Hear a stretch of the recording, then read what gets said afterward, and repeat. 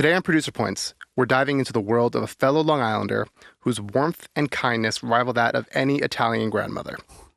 He's not just a music producer and songwriter, he's a visionary, creating sounds that resonate deeply with fans and fellow artists alike. His notable projects, Powers, and the enthralling Rio Kosta highlight his exceptional talent and have quickly become some of my personal favorites. His studio isn't just a space, it's a sanctuary of creativity, boasting a magical collection of gear that I constantly drool over. His work with artists like LP, Selena Gomez, Ex-Ambassadors, the Chainsmokers, Skylar Grey, and Christina Aguilera has cemented his place in the music industry as a creator of hits and a nurturer of talent. As we explore his journey from the studios of New York to the global stage, get ready to be captivated by the stories and sounds of Mike Del Rio. Dude, thanks for being here. Wow. Should I just leave now? You should just leave now. I feel like I should just pirouette and out and just jump off the bridge and be like, that was my final thing. Could you speak at my funeral too? I'll just read this. Ahead of time, I'm putting this documented. Yeah, there you go. Justin Gammella is going to give the whole thing at my funeral. That's fine. I would be more than happy to do it, whether it's here or Long Island. I am so honored to be here, man. Dude, I'm so honored you said yes to this. Without question. I think any kind of curation of a community of people, especially our little world, it takes a lot of work to do that. So you are seen. Thank you, man. You are respected. Thank you. Yeah, I'm still, maybe it's just my insecurity, but like I'm still so surprised at the response that I've been getting. Like not even having an episode released yet, just showing previews, and pretty much every producer that I've asked said yes. And like it's the same ideology where people think the music industry can be really gatekeepy, and it definitely can be. Yeah. But I think the creators aren't. No, yeah. We especially producers, like we want to share our knowledge. We love talking shit about gear and everything, and finding everyone's new secret. Well, that what you just said is that feeling of connectivity and community. It's the same reason both of us being from New York. I'm sure when you moved to LA, you got a lot of flack for it. Yes. Or it was like, hey, and I find the complete opposite. That if anything, I feel there's so much room here to really connect yourself with people that not even aesthetically are similar, but have same values. Yes. The same things are important. There's an amazing group of people here. Yep. Regardless of music, but I think as the commercial creative capital of the world, most of the people that are really doing it are just great, kind people that want to get their shit done. Yeah.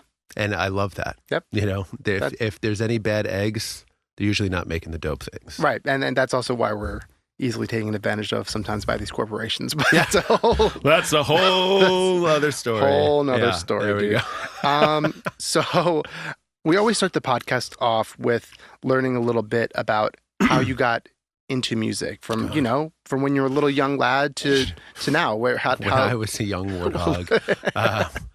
That's such a deep question. I feel like there's such a difference between medium and message, right? And I don't know I think every kid knows what turns them on, what their connection is to like some divine thing bigger than themselves. I think the first time you paint a picture and you put it up on the fridge and you're like, wow, I made this, or you made you played with Legos, or you played a piano, and you were like, there's some power that you tap into at 4 years old, or you have a microphone and you're in front of people and they're laughing. Yep.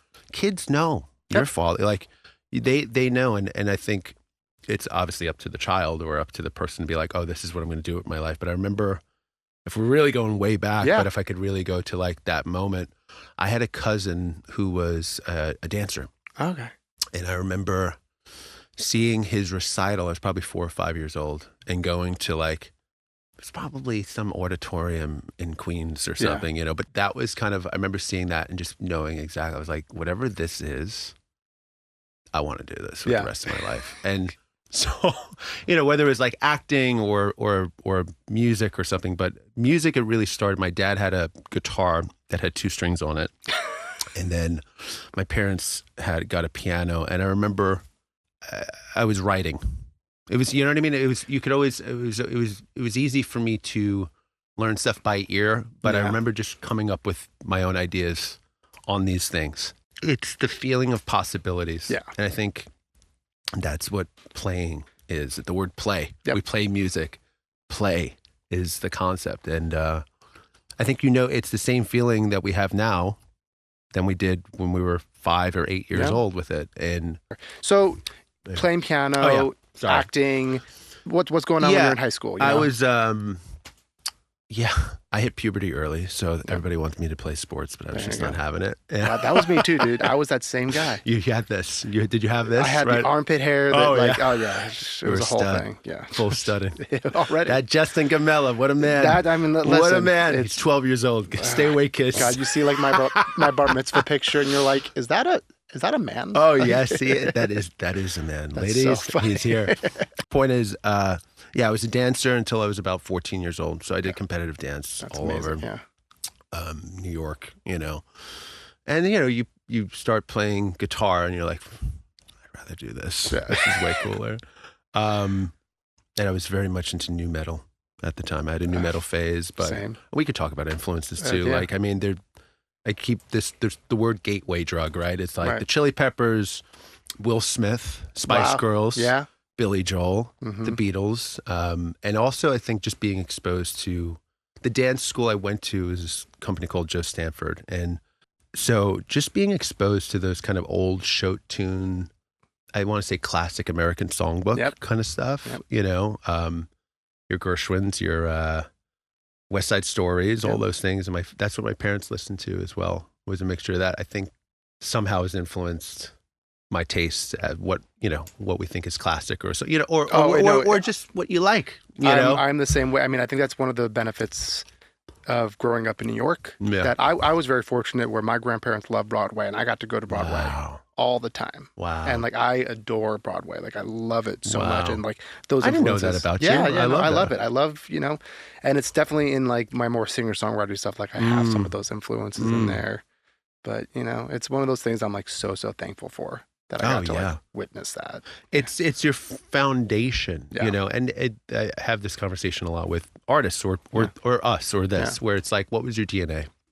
And there's things that you're not in control over what's in your DNA, but you're just by osmosis and by environment. Mm-hmm. Well, I grew up with this, I grew up with that. And if you use it, how do you use it as an adult, And what was the first record you bought when you were? Oh, Linkin Park's Hybrid Theory. Wow. Yep.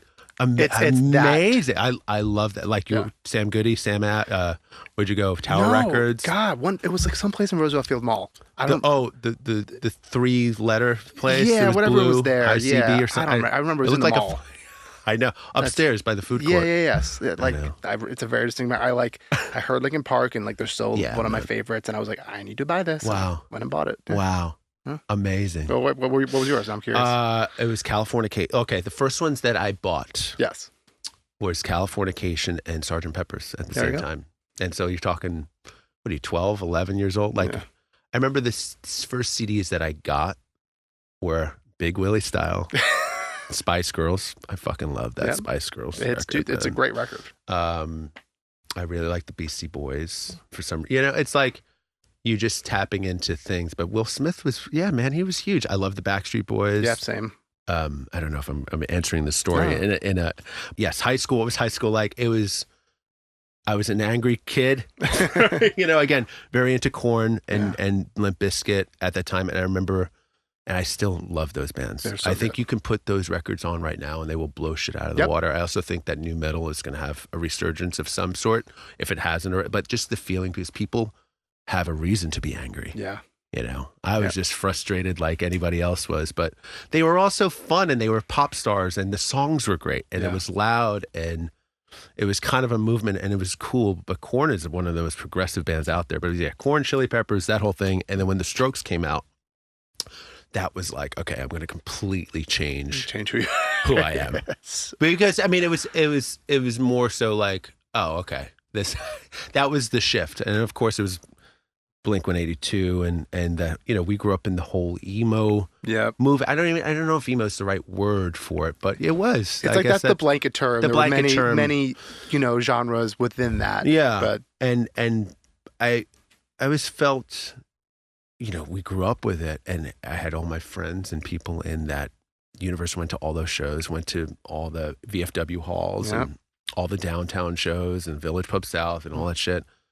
But never, I think there's some music or there's some things that just grab your heart Yeah. And I don't know if it really ever had. It was more of nostalgic, I think, for the community and the friends that I had and the cars and sitting in the parking lot and listening to Brand New. And I still love those records, but So good. I wouldn't say that those were like definitive things. You have to remember that, like, whatever you were a fan of, whatever, where you felt like you were either learning something or being connected to something or connecting with other strangers, or that's really what we're doing. Yeah.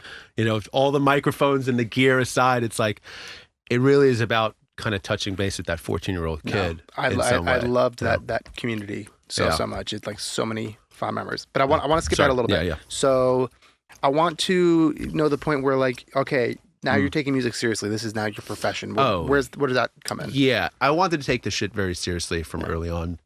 I ended up going to college for art direction and advertising at Pratt, and that was kind of like my backup plan. And when I was at school, let me backtrack a little bit. Because I went to, speaking of Taking Back Sunday, I went to go see Taking Back Sunday in New Jersey, and there was this band called Like Yesterday that opened for them. I love them, and I remember I was probably 17, and I was trying to find out who did the record, and it was this guy, Pavel Sek.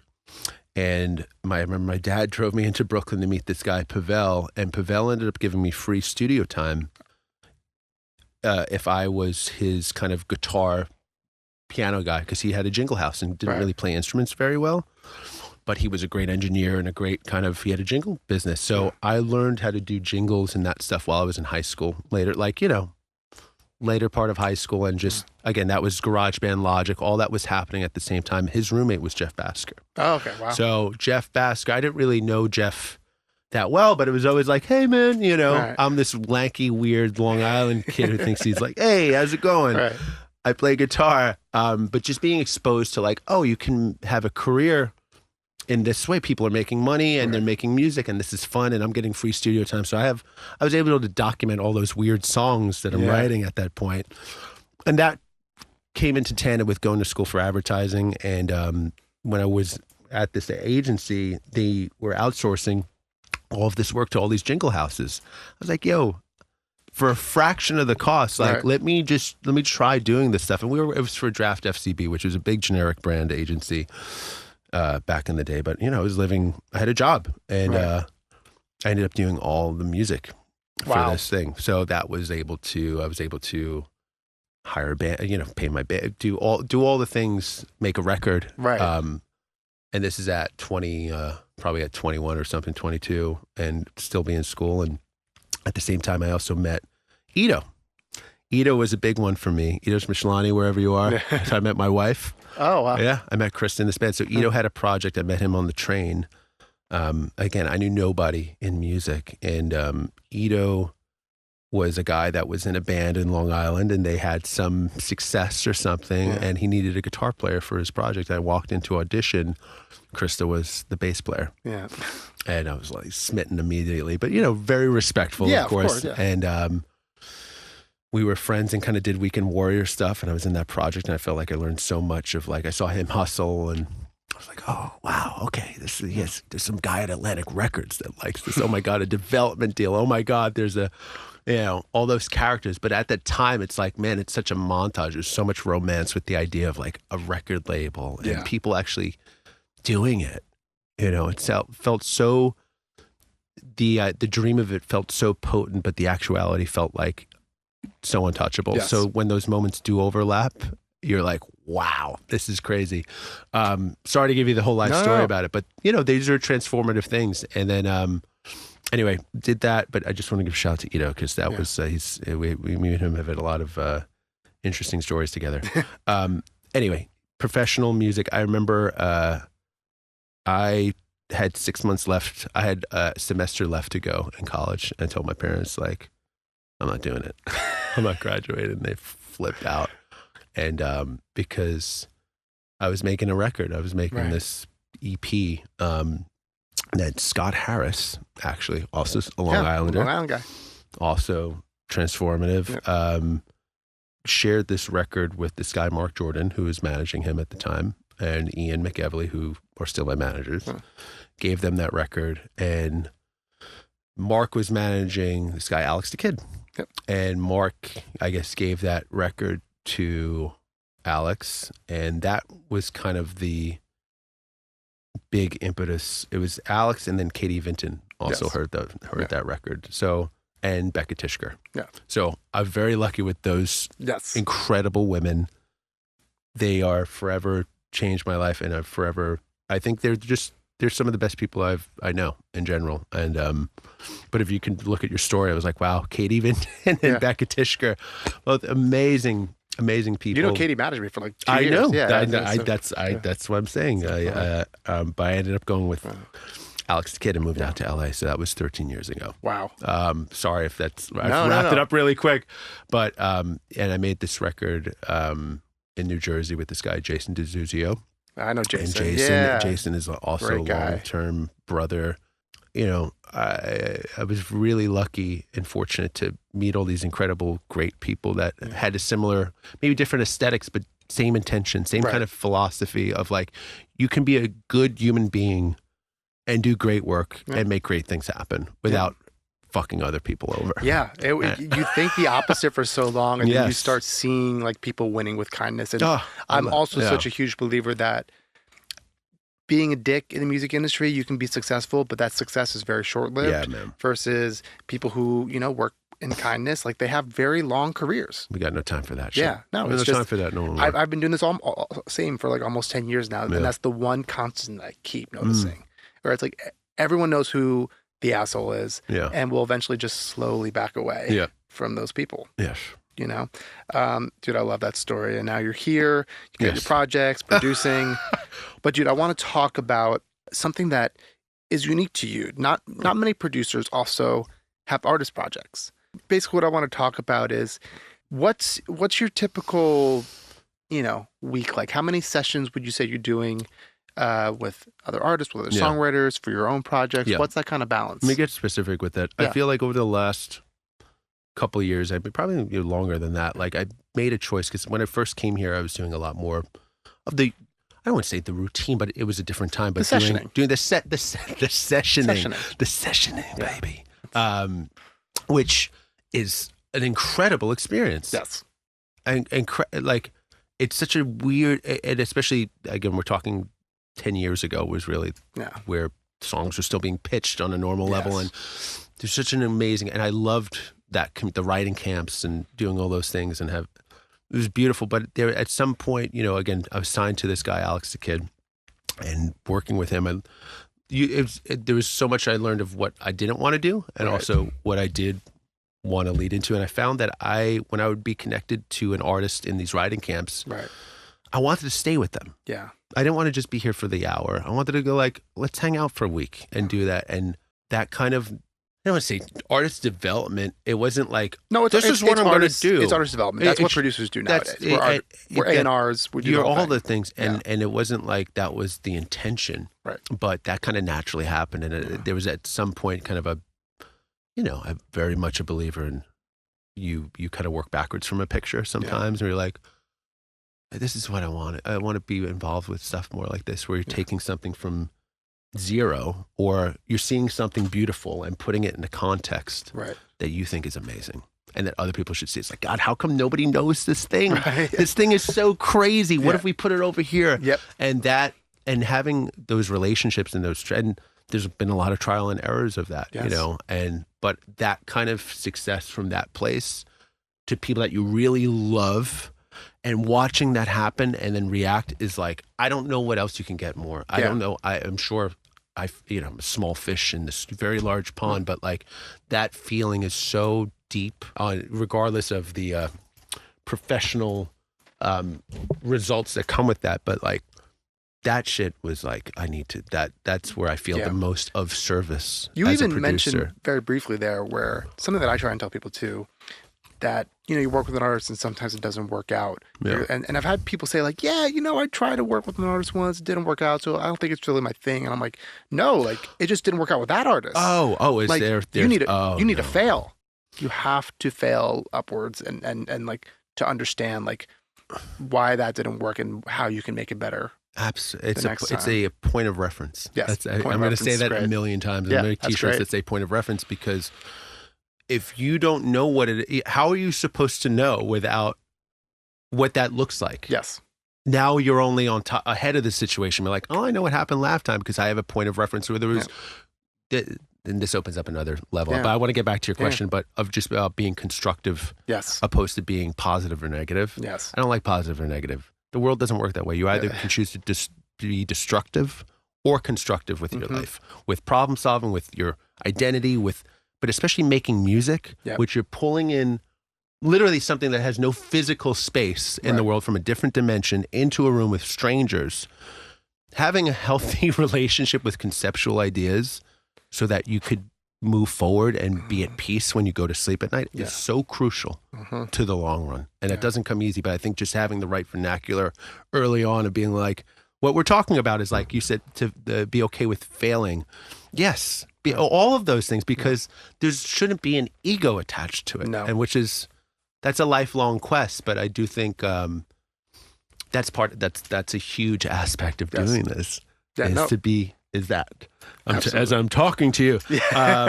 Sorry, God, to the camera, he says. But what were we talking about? We were talking about like how you spend your time. How to spend your time. Yeah. My manager and my wife asked the same thing. Yeah, what are you doing all day? Playing congas. Yeah. I do a lot more. I'll say I do a lot more dating than I do sessions. Where it's like I'll have a lot of lunches. We've talked about this. Yep. A lot of lunches, but a lot of questions of asking somebody like, "Hey, what do you want? Yeah. What do you want this?" And that doesn't have to be. I want, it's again, as long as it's a no denomination to other people. I think it's really important for an artist or anybody in life to go, I'm willing to work this hard. This is what I love. And I want to share this on this level. And I'm willing to work for that level. I'm like, fuck yeah. Then I'm the guy for you, or I'm not. Yep. Or I know somebody who is, or I can, and also their principles because when you have trust, and again, back to the playroom analogy, lock the door. You're playing pretend with your friend. You're playing cowboys and Native Americans or whatever. Cowboys, kids say cowboys and whatever that is, Legos. It's this aspect of pretend where there's no judgment and you could fail without consequence, only to land on an accident that you're both giddy about. Yeah. You're trying to tune into the same radio that doesn't exist, that nobody else can see. And if you don't have trust and in someone's moral behavior or their principles, it's really hard to make great art that way. No, yeah. I mean, there's nothing better. Like, my favorite thing in doing this is playing around, me playing something, and someone like either play something on the piano or guitar, or they sing something. I'm like, what was that? Yeah. Like, shut the fuck up. What was that? Yeah. And you misheard what they said. Yes. They're like, no, I said this. And you're like, no, you didn't. You said this. And you're like, oh, wow, that's even better than I thought. That high is man. It's what I live for. And to do that where you're kind of locked in a slumber party setting, that's always what we're on the quest for. So how I spend my time, like, there are always kind of those kind of things floating around where I'll try to do somebody's record and it doesn't have to be all the heavy lifting. I want to go where I'm of service to it as a producer. If I'm going to be doing that at this point in my life, like, yes, we all like money. Yes. We all like things. We know how to move and shake. I know how to do all that stuff. But I do think that the real goods come from the real goods. I come from the most successful records I've ever been a part of came from that place. Yep. So I'm gonna keep nodding my head to that, and it's scary sometimes because we're designers, right? And there's art and design to music, and where they come in the timeline is really what dictates what it is. Because if you put design element too far early into the art process. It can sure, it'll be a 3.5 minute song, but like, is it that weird thing that's going to connect with people? And I've again, from failing or designing a piece of music where like, this is perfect, every melody is perfect on this is amazing, and you're missing the whole goddamn point, my man. It's like that thing that you can't describe. That thing, and we make product, and it's a great thing. It's such a cool thing, and being okay with that word. And understanding the art form of that is part of being a record producer and being it's a PhD in social history and psychology, in problem solving, in conceptual thinking. It's all of these things. I take them very seriously. You have to take these things very seriously in order to break them and to be so innocent with it. And I think finding the right partners or artists or bands that where you could be of service to that without any ego. So like, let me put some Mike Del Rio kick drums on here. Fuck that, man. I just like, I'm a fan. It's all about being a fan of those things. So to answer your question again with like, how do you spend your time? Very deliberate with where I can just like really be a 5-year-old fan and be like, oh my God, this is so cool. Wouldn't it be cool if they did like a little dog following that bone. That's exactly what it is. Yeah. And then for the, again, the double-edged sword of being an artist project, I can't help but make this music. Yeah. I can't help it. And that's where I keep throwing it at. And it was never once where there was never a cliff jump moment where I'm like, I'm just not going to do this anymore. Right. It just, I can't help but have those 11:30, 2 a.m. moments where I'm like, I'm making something and I love this, and no one else is going to make it like I'm making it, and I love it, and I want people to hear that. That's never going to go away. So I feel like if don't fuck with nature. No. And so like also in the age that we're in, I think as music and media has become so accessible that if you're a universe or you're a world, I'm not saying that's what I'm doing. I'm just in support of like, you can be all the things and do all the things. Lean into it. Yep. Lean into it. That's who you are. That's what we want. We want fingerprint. When you listen to music and when you're you're seeking out an artist or collaborator, it's so much more interesting to have something that's potently them than just something that's I'd rather it be just like so unique to that person, whether I like it or not, that only they can make it. And there's so much more value in that than it being perfect or routine. And I don't know, I'm still, again, I feel like a late bloomer into that. I only feel like at this point in my life that I'm comfortable, I don't want to say without ego, but I feel like there's a lot of ego in your 20s without, and ego has a lot of definition to it, but I think on an internal torture, I feel a lot more at peace with that identity. Funny. I'm like, I haven't had the artist bug in me for quite some time. No. Like since I was maybe like 23, 24, but like now that like similar thing where it's like, I have like, I'm writing things randomly that I'm like, oh, like this feels like me. I'm like, I don't know if I'll ever release it, but I'm always glad I do it. And it's just the thing because I want to move on from this, but like ending it with, I think it's important to not ignore those urges in writing sometimes, where it's like, if you have a song, like it happens to me a lot where it's like, I wake up or I'm in the shower or someone says something and I just start writing a song in my head. It's like, I force myself to be like,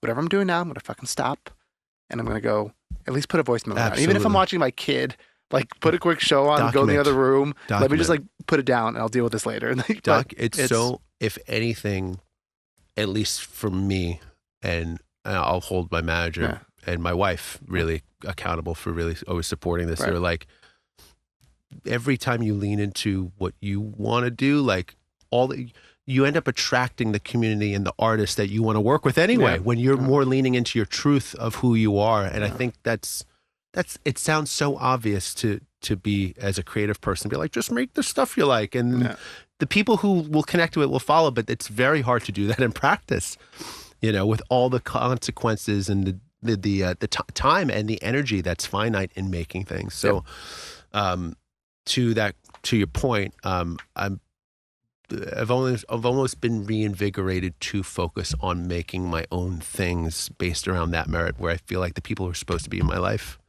and I'm supposed to be there, show themselves when it's all true. Yeah, dude, so. I love it. So you mentioned lunch. And we have a quick little segment where we talk about some of our favorite places to eat, either in Los Angeles or New York. But like, oh my God, you talk about those lunches where you're meeting songwriters, artists, producers. Where's like one or two spots where you're like, this is where I usually take Air One. I take everybody to Air One. Half joking. No. Oh, you know what? In town, I don't know if it's that kind of like, whatchamacallit? Delia's. I go to Delia's a lot on York. Okay. Beautiful Mexican. Tiny little, nothing fancy. I've been there in years, but yes, it's really, really good. That place is fantastic. Yep. Cash only. We love that. Nowadays, I really do love, it just opened on Fig. Highly likely. Yeah. It's like there was one in Culver that, they moved into Highland Park. People were like, oh God, this is so daft and Yes, hoity-toity. I did see that place. Yeah, Yes. I do love it though, because Okay. we needed like a daytime. Like you can go and plant there all day, and it's nice. They serve dinner as well. They have drink. Like it's a beautiful. Just to be outside in LA is so nice. It's one of the benefits of living here, and like I love eating outside. I wish, and you and I have talked about this. Yeah. There's a place over here called the Stony Point, which is our gateway to Long Island, but they're not open for lunch. Otherwise, I would be taking people there every day. Yeah, all the day, dude.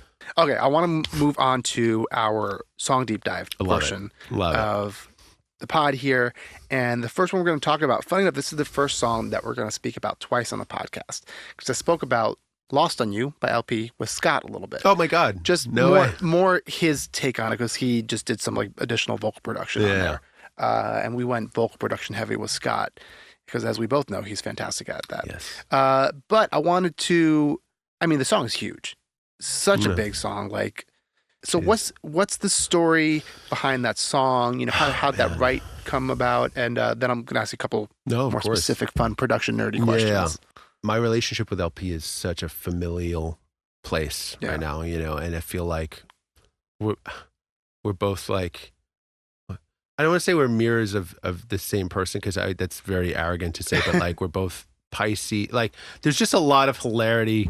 We're just like, we refuse to grow up. So I feel like when we met and became friends. Wait, when's your birthday? March 8th. Oh, on the 15th. Hey! That's so funny. That's right. My friend. That's why we're here. We can talk for hours. I know. We could just do this for hours.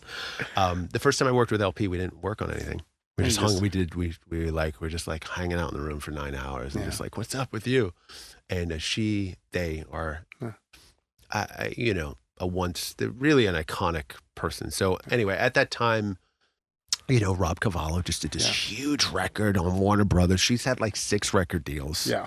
This is a huge one. I can't even tell you how much they spent on this thing. I remember going to East West, and they were recording congas in there at like in the Beach Boys room. I was like, how much is this costing for like a week? You're like, I'm just doing overdubs. So I was like, okay, Rob, you got your guy in there doing something.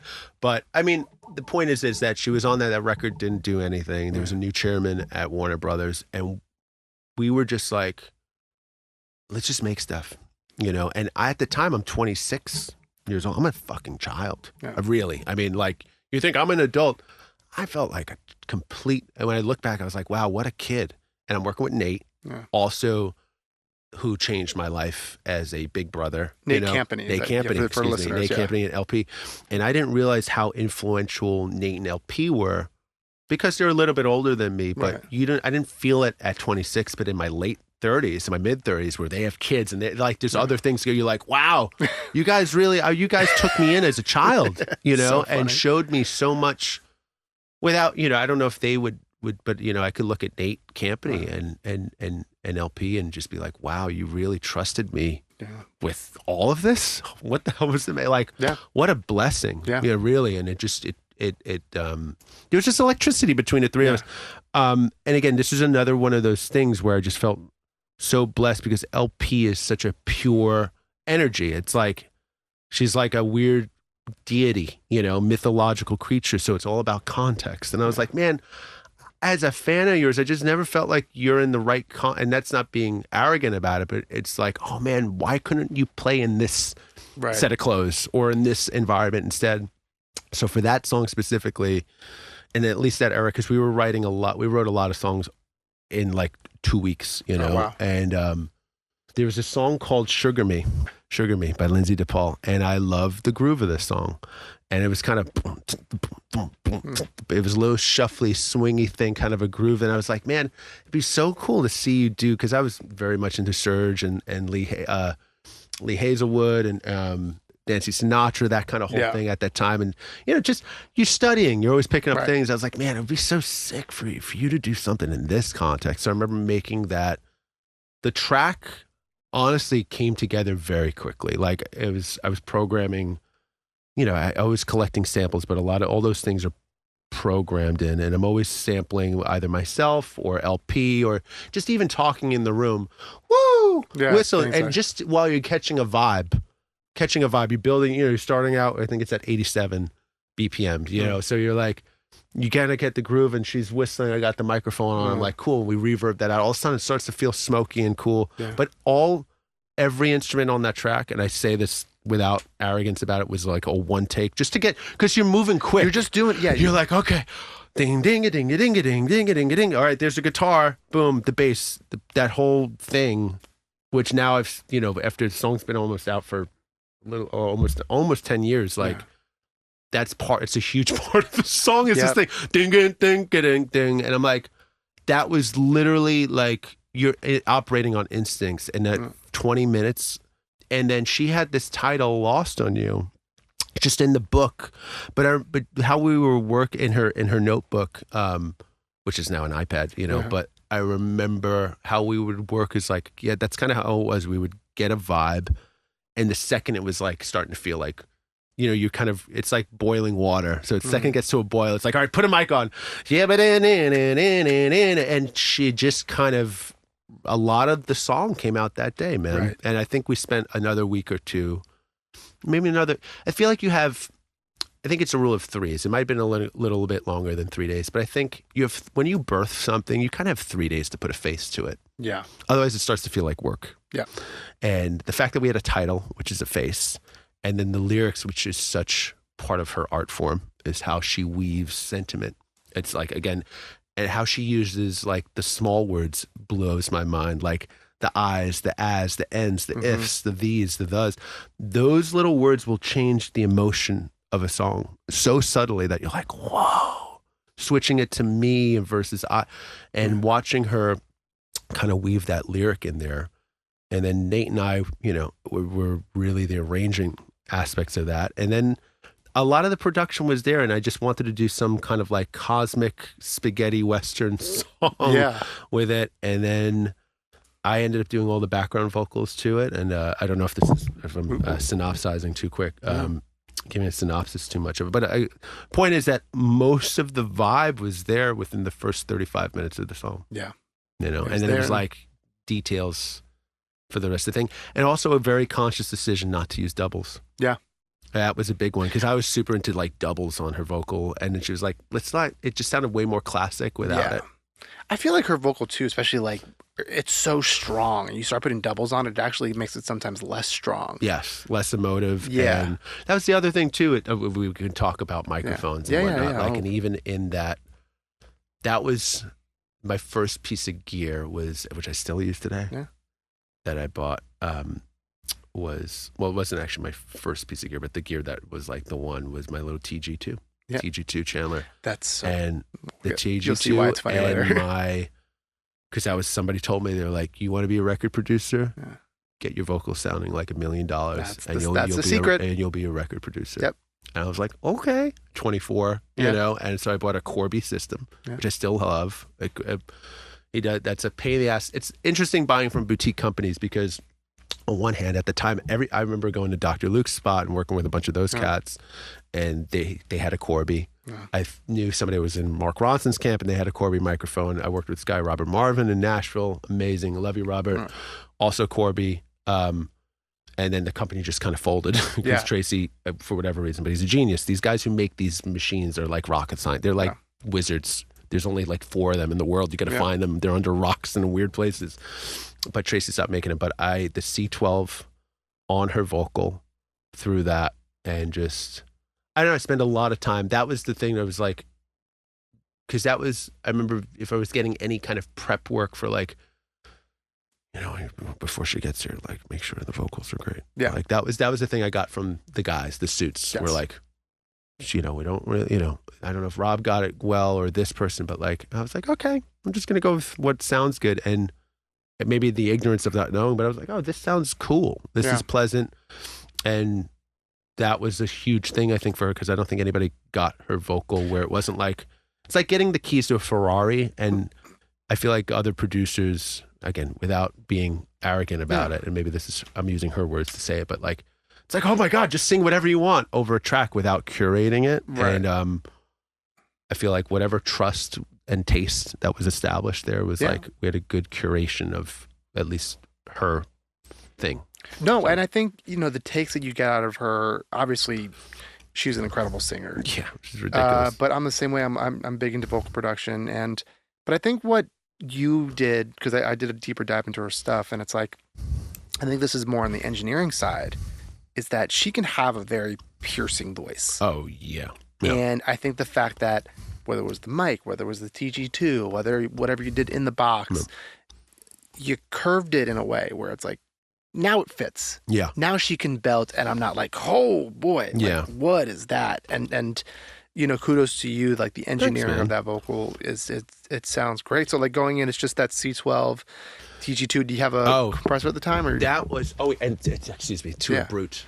To a brute, and I still use those two. I moved on to the BG2 as my compressor, but and also just side note, vocal production, you're the best to me, man. Oh, well, I swear to God, I'm not, and it has nothing to do with being here or our personal relationship. Well, that's very nice.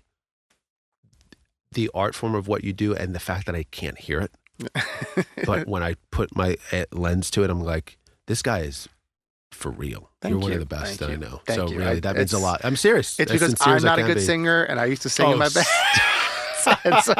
No, but I'm just saying the meticulousness of it's such a game of inches. This stuff, man, and people, you won't. The general masses, you're like, they won't know it, but they will. They will feel where they have the vernacular vocabulary to describe it when it sits in nice. Yeah. God, and it's effortless. That's what I'm saying. I can't hear the work. That's the genius of it. That's what you want. Yes. Like there are times when it's like I'm doing a really poppy thing and I don't mind it sounding a little bit comped because I'm like, that's pop music. Yeah. But there are other times when it's like, no, I don't want. I want this to sound like it was one take. Yeah. Even though it wasn't. Absolutely. And it's really important. But the C12. The C12, and I have a Sony 800 capsule. I have a 47 capsule, and at the time, I only had that and into an Apollo. That was my gear. That was it. The Brute 500 series, the Brute, the Corby mic into the Chandler TG2, which I think is the best fucking vocal mic preamp. That's my opinion. Yeah. And that covers all grounds. It doesn't matter what genre you are. Into the Brute, and that was the vocal sound. And I think I was just probably using the CLA 76 or something on her vocal. Like, I listened back and like, man, maybe this is a little too compressed. But I think that very new compressor on the inward connection stuff, which is later turned into Tree Audio. That guy is a genius. I want all of his stuff. Was part of the sound, but her.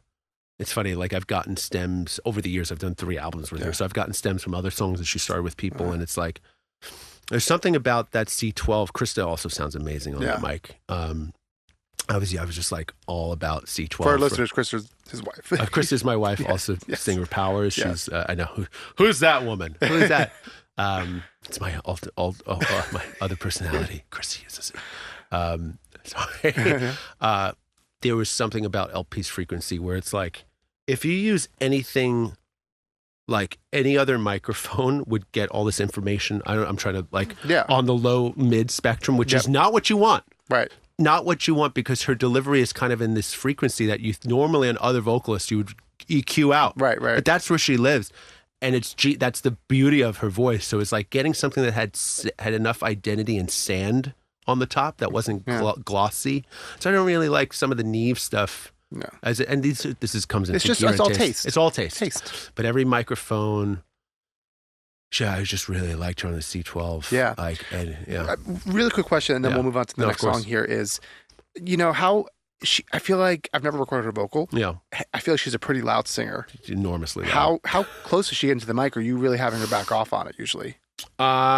She likes, for whatever reason, she likes that shit blaring in her ear. And that's just, I think she wants to feel, it's the perceived volume as well. Yes. So I don't know if she's, the amount of volume you can get out of that little frame is kind of on her. Her lungs got to be like, that's like her superpower, man. She's crazy. But, I think that's what, and it really does depend on the song. Of course.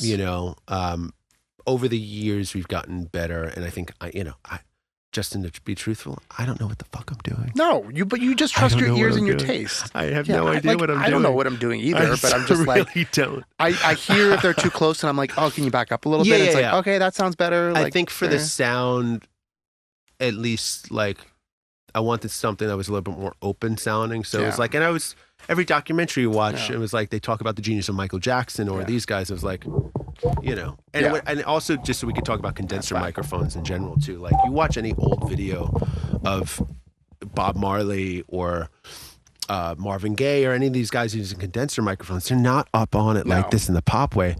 You know, good to be loved. I mean, that's how they should be used in '87, like that. Or I mean, something. the pop music just got obsessed with like really close sounding vocals, kind of thing, and like the manly sound, which is again not to type in that, and I'm not trying to be like but it comes down to taste. I did not personally like that taste. I don't like that. I hate those microphones, and I remember going to we were in France and we were writing a song, and they only had a manly microphone, and I ended up just putting her on an SM7. Yeah, no, or SM58.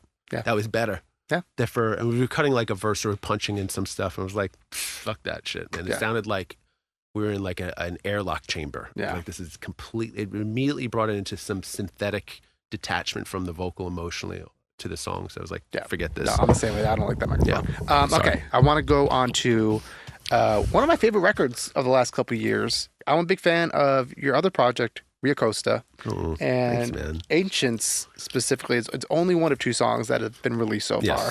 I got to luckily hear a lot of the other songs when I got to see you guys perform live. That's right. You came to the show. Was incredible. I mean, that was one of the best performances I've seen in a minute. All y'all are such incredible musicians, and it sounded great. Thanks, like you can tell that there's a bunch of pros on there. Yeah. But I wanted to talk a little bit about this in the more nerd sense. That beginning sound of the song, is that something you guys played, or is that a sample you found? Oh, the main theme. Yeah, that's like 5 things on top of each other. Yeah, I mean, it sounds First of all, that whole there's so much I could talk about with that song. That's why I was like, when we were talking last night, I was like, what do you? I was like, if you're gonna talk about like production weird things, like Ancients is full of like mistakes. Yes, it's full of mistakes that we were like, whoa, like, that's cool. That's cool. Yeah, keeping that, you know.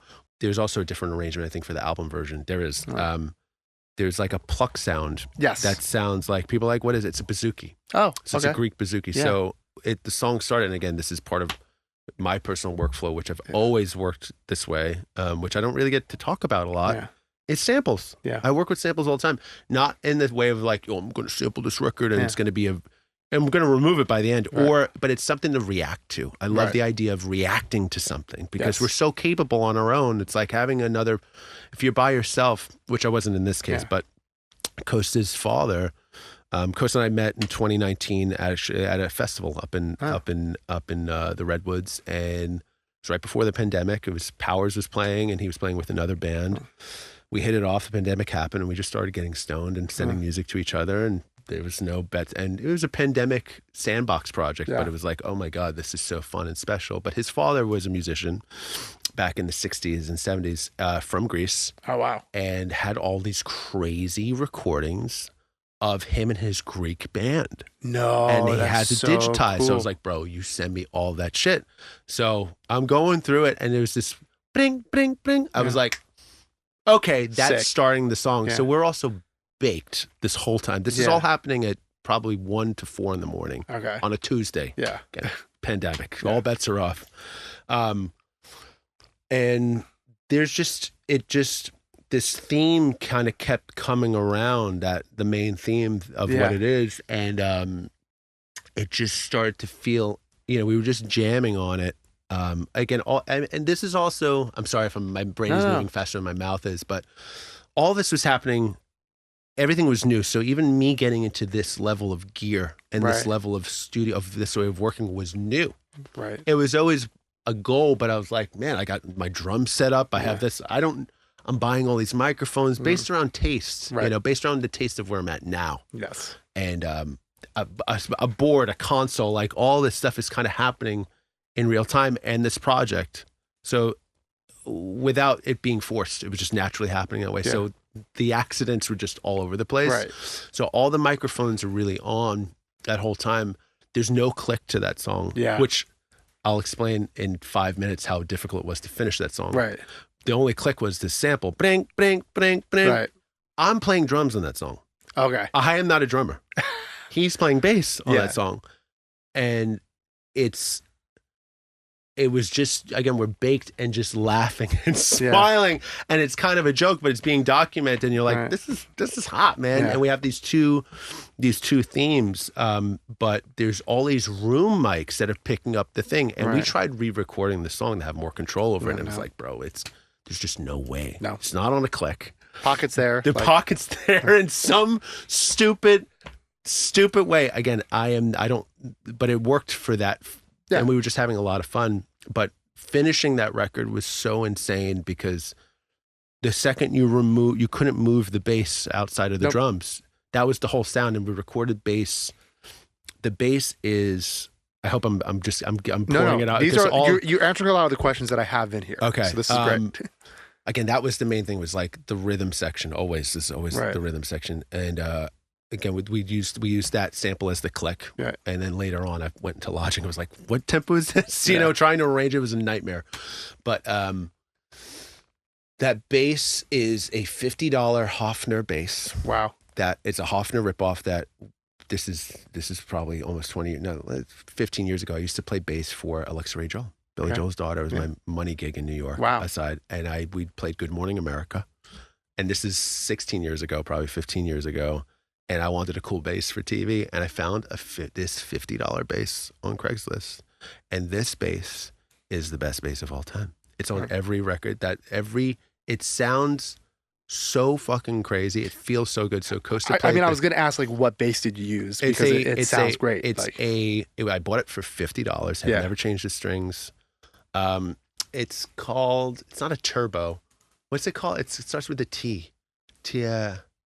I'll look it up. You'll send me a picture of it. I'll send you a picture of it. You know? That is the bass. That's like the hitmaker bass. It's on every record that's ever done anything. I mean, do you remember like what's like either on that song or just usually like, are you going to are you going to a bass amp? Usually I would never do it. So this was mic'd.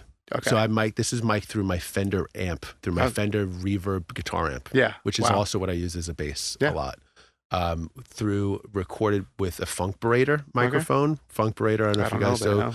There was, anyway, I could talk about microphones all day, baby. I have a lot of weird microphones because I feel like I try to do a lot of the design on the front end. Obviously we all chop and EQ things, but that's why I got a console. That's why I got all these things, because I like to set it and forget it. I think this is the journey that almost every producer takes, where it's like you start to live in the box and then you're like, oh, if I get really great stuff going in, I don't have to do anything. I don't have to do anything. And it's so much easier and so much more fun. Yeah, and you're immediately, now you're reacting to your work. Yeah. Opposed to like waiting to react to it. Yes. And that's where you can either make more fun decisions or you're able to work quicker. Yeah. And the granite that you're chopping at becomes much clearer because like, oh, this is cool. I'm reacting to, wow, it sounds better than I thought it would. And anyway, so I was in that experiment of trying. So I got a bunch of these microphones, through a couple of years of just curating these Funk Berator mics, which were like East German Telefunken ripoffs. Yeah. Little dynamic microphone, but it looks like a bomb. Actually, it looks like I'll send a picture of it for you for the thing. That was what the bass was through my Coil preamps, which Coil C70s. I've been on that shit for. I've had them for 5 years. They just made that plugin. The plugin is great. Yeah, plugin is great. It does more than what the preamps do. Yeah. Like obviously, it's a different variation of what it is. They're amazing. I still think like a tube preamp just has a different character. It always will. It's like, and there's different. Now I put different tubes in both. I've only 2 of them, and man, I use those things very specifically, and I love them. I wouldn't, I've done vocal shootouts with them. Like I prefer, like no ribbon mic sounds better than on those microphones. Okay, so those ribbon, and I love. I have a pair of binaural. Yeah. Not the Neumann one, but there's this company called 3DO that's like it's a European company that's made for like production. So they have these little ears. I pierced one. There's like just a little set of ears. They look like little ears. They're really, it's for like $1,200. It's a great, if you can't afford a $10,000 Neumann head microphone, I use that, but they're very sterile sounding until I put them through those fucking Coil preamps. We have one last segment here. It's called Plug or Unplug. I'm going to name a piece of gear, a plugin, an instrument, and you're going to give me a really quick like plug if you love it, unplug if you're like, I've used it, it's not for me, and I love it. and bypass if you just have never used it and you don't really know anything about it. So pretty simple. The first one, it's Plugin by Goodhertz, Trem Control. I don't think I've ever used it. Oh, do you have any of the Goodhertz stuff? I have all their stuff. Yeah, you probably have it then. Trem Control is like, it's a tremolator. Yeah, I don't really use tremolators that much. Yeah. I have the other one, the Sound Toys one too, that I just like. I prefer this one. What do you use it for? It's anything you would use a tremolo on. Like a guitar. I mean, I know it's a stupid guitar roads, you know. But like it's good. Like you have a little bit more control. I'll try it out today. It's like a fun vibey thing. It does that thing. Bypass, I guess. Yeah. RCA 44 ribbon mic. Oh yeah. Yeah. Do you have one? I wish I plan on having one. Yeah. I mean, for our listeners, they're like $5,000-$6,000. Oh yeah, they're crazy. I actually, if I had to pick one between that, I would get the 77 first. The pill. Okay. Yeah. I think the pill is a lot more versatile. All right. Yeah. And if you're going to spend, it's half the price, and it's also those microphones just do something that what I like about them, or I like about people, is like only that microphone can do what it does. That thing, and when you want that thing, it does when it. you learn that, you could break it and use it in different ways. So yeah, I love that. Next one of the most common bass guitars, Fender P bass. Oh yeah, yeah. We own one. We have a Fender endorsement, so I've gotten a couple of basses from them. Yeah. I think instruments are like. Like again, my favorite thing is a $50 bass that I bought. I have an American P bass that sounds great, but like, I don't know if it makes me happy. When you want that P bass sound, that like, especially like if you're doing records for sync or like you're doing a pop session, they're like, we want this clean bass sound. There's like, something about it does a thing, but it depends on what year it is, man. You get a 76 P bass, and you're like, wow, I'm never going back to anything else. Yeah. Yep, love it. Yeah. Next one is a plugin. Waves Magma Springs. Never heard of this. Oh, it's good. It's a new one. They like, Waves, like they have most popular plugin company, arguably. Yeah, of course. And they have a lot of duds. They have this new Magma series. Okay. Where it's like 3 plugins that are like under this Magma. It's a spring reverb. So it's a spring reverb, and it's really good. My favorite spring reverb is Audio Thing. Yeah, that's a great one. No one uses that one. Dude, Audio. Okay, I'll put it right now. Forget Audio Thing. I mean, I have some favorite companies, but Audio Thing, I think, is the most underrated. Yeah, I agree. Company, I think they seem like very nice people. Yes. It's very curated, and they're very musical. Yes. And there's the plugins, they're very easy to use, but if you really go in, you could really get crazy with them. Yeah, you ever use that like mini bit or mini verb thing that they make? The mini verb? Yeah, it's like a kind of like a Game Boy sound reverb. Oh, it's like very weird and cool. They have what's his name? Heimlock. Heimlock always makes the plugins for them. Yeah. I love that one. I use a lot. I use the Dub Station actually. The Ambrosi Dub Station. I love that spring reverb on there. I use Springs. I actually use Analog Springs a lot. But yes. Okay, so it's funny that I wrote this down because I didn't know you had one. You mentioned it before, but a Chandler TG2. Oh yeah. I think I can't tell you what a great investment. I only have the 500 series version. Yeah. I know that they do sound different between the big boy, but that's a thread with all the producers Dan Iger is a very good friend of mine. We both swear by the TG2. A fellow Long Islander. Dan, we both love the TG2 it doesn't matter what mic I put in front of it, that thing. I don't know what it is. What I like about it is like I have a 1073, a TG2 has been on my, list for years now. I used to use one a lot when I was working out of a DJ Daylight's studio. Yes, he has course. one. Yeah. And it just does it. I call it like hairy.